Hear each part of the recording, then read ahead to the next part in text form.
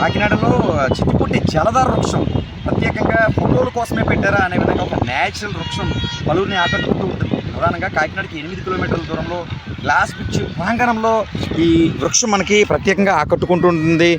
భైరవదీపం లాంటి చిత్రాల్లో ఏ విధంగా అయితే ఈ జలధార వృక్షం ఉంటుందో అదేవిధంగా ఈ వృక్షం అచ్చుదిద్దినట్టుగా అదేవిధంగా కనిపిస్తూ ఉంటుంది.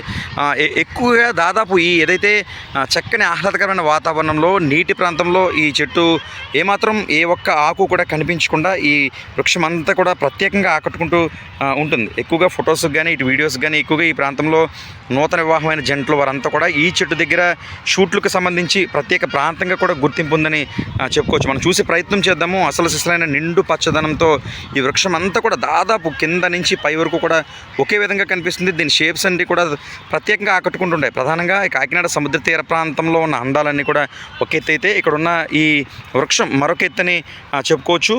దీంతోపాటు మన పక్కనే ఈ సంబంధించిన ఉప్పుటేరు సెలియర్ అని కూడా పిలుస్తుంటారు. ఉప్పుటేరు అందాల నడుమ మనకి ఈ వృక్షం అత్యంత ఆహ్లాదకరంగా ఆకట్టుకుంటుందని ప్రధానంగా చెప్పుకోవచ్చు.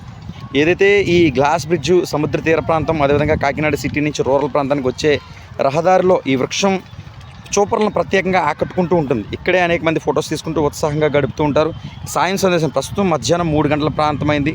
అయితే సాయంత్రం ఈ ప్రకృతి మరింత ఆహ్లాదకరంగా ఆకట్టుకుంటుంది. ఏమాత్రం ఆకులు లేని వృక్షంగా జలధార వృక్షంగా ఈ వృక్షం చెప్పబడుతుంది. న్యూస్ 18 సూర్యప్రకాష్, ఉమ్మడి తూర్పుగోదావరి జిల్లా ప్రతినిధి.